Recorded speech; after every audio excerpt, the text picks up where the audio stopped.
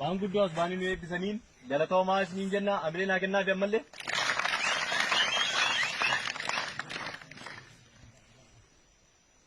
Haasawaa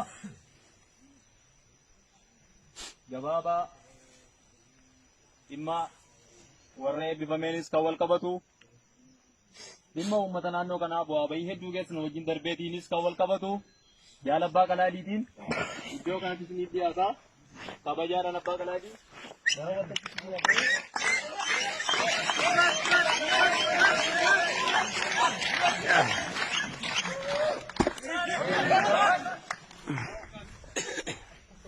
Kabajamtoota qondaaltota bilisummaa Oromoo sadarkaa garaagaraa jirtan, kabajamtoota miseensa waraana bilisummaa Oromoo, kabajamtoota qeerroof qarrittii, kabajamtoota uummata naannoo kanaaf, akkasumas jiraattoota naannoo kanaa fi keessummoota keenya hundumaan baga nagaan dhuftan jechuun barbaada. Sirna eebba waraana bilisummaa Oromoo mooraa Jibaa sababeeffachuun baga nagaan dhuftan yogguun jedhu kabajaaf jaala guddaanii anaa dhufuun jedha. Dabalees maqaa koof maqaa waraana bilisummaa Oromoo zoonii Gidduu galeessaan nageenya koo nageenya keenya dhaamuun barbaada. Galatoomaa baga nagaan dhuftan. Akkuma beekamu jaarmiyaan keenya waggoota hedduun dura waggootawwan qaalii Oromoo kana cuuccaaf dhiittaan sirna garboonfataa irra ture. Garbummaa jala ta'anii kaayyoof akeeka seera qulqulluu waboo hanga ammaatti dimokiraasiin addunyaatti hin dorgomuu hin dandeenye. Dhiiga isaanii qulqulluu lolaasuun laphee labata Oromoo keessatti taasifamanii darbanii jiru. Sirna sadarkaa dimokiraasiin waboo yeroo ammaa irra ga'ee jiru qaama biyya bulchuuf jiruuf yaaddoo ammoo uummata keenyaaf gammachuu daangaan ta'an uumee jira. Har'a akeekni qabsoo mooraa bilisummaa Oromoo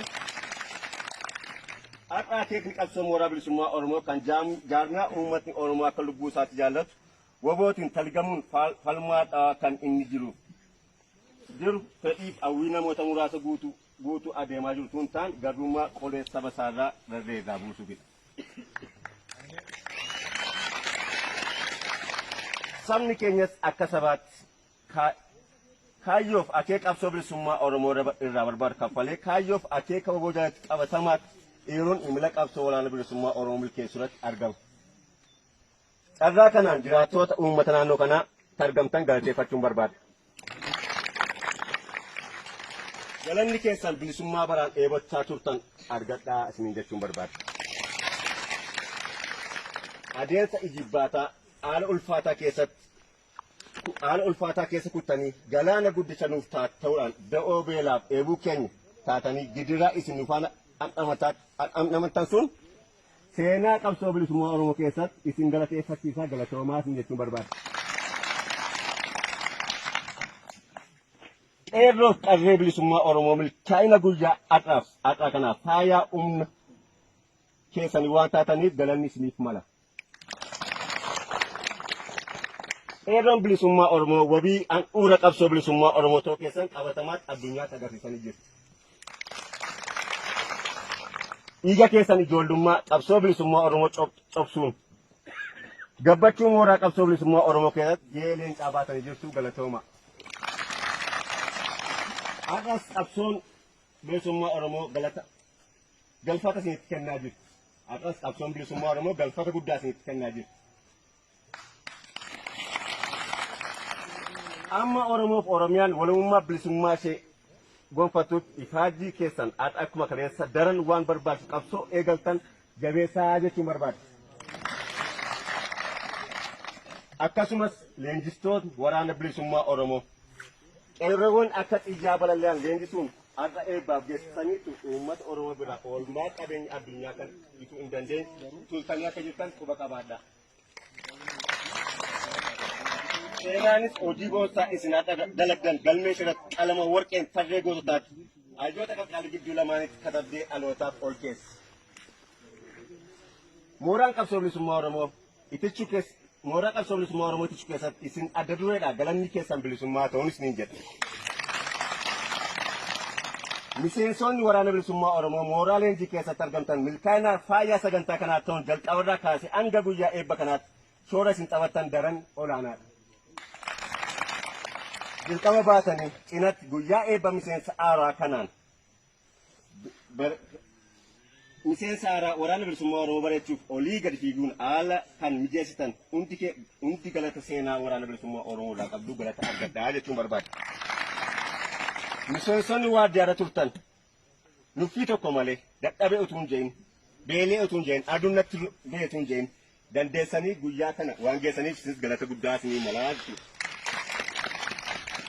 Akkasuma waraanni bilisummaa Oromoo dirqama adda addaa fudhatanii wanta kana miidhagsuuf walii gad fiigaa turtanis galata argadhaa jechuun barbaada.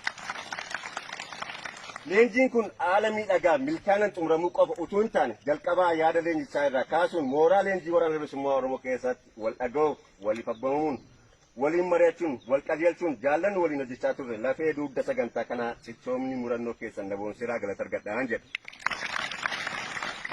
Walumaa galatti eebbifamtoota keessummoota qeerroo bilisummaa Oromoo kan hin jechuu barbaadu uummanni keenya golawwan dachee Oromiyaa keessatti garbummaa xumura gochuuf adeemaa jira. Akka laayyootti kan ilaalamu miti. Uummanni keenya dadhabee beelee dheebodhu utuu hin je'in nuffii tokko malee galgalaaf ganama waraana isaa akka qaroo ija isaatti kunuunfachuuf faana dhaabbachaa ture ammas irra deebi'ee galata argadhaan jedha. Har'a impaayera Itoophiyaa raafamaa hawaasaaf dinagdee siyaasa amaan butamtee jirti. Sirni abbaa irree kan siyaasni warra adiisni harkatti tortore siyaasa ofii tolfachuuf jecha nagaa guutummaa biyyattii dhorkee gooluutti argama. Waraanni keenya siyaasa tortora ajaan isaa uummata biyyatti goolaa jiru kana hundeen uddubachiisuuf gogsuun fardiidha. Nuti akka jaarmiyaa qeerroof qarree akkasumas uummata qabannee walabummaa bilisummaa Oromoof Oromiyaa mirkaneessuuf malee Itoophiyaa kuufte gangalchuun lubbuu toruuf miti.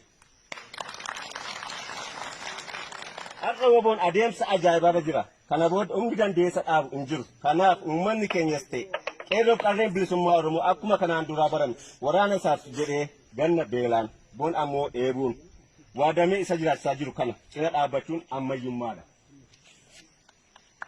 Eebbifamtoota irraa dhaamsan aan barbaadu kaleessa qeerroo yerootu qeerrummaa keessanii dirqama Oromummaa harka keessan duwwaa amlee guutuun baachaa turtan. Har'a immoo mooraa woboo seentanii ogummaaf ga'ummaa argattan dirqama lammummaa amlee guutuun baachuuf irbuu yookaan amaanaa saba ofii fuutanii obsaaf murannoof kutannoon akka galmaan geessan abdii saba keessanii isinirraa qabu akka milkeessan isiniif dhaama. Uummatatti eebbifamtoota guyyaadhaan baga geessan akkasuma uummati keenya immoo baga gammaddan baga waliin gammannee galatoomaa ulfaadhaa.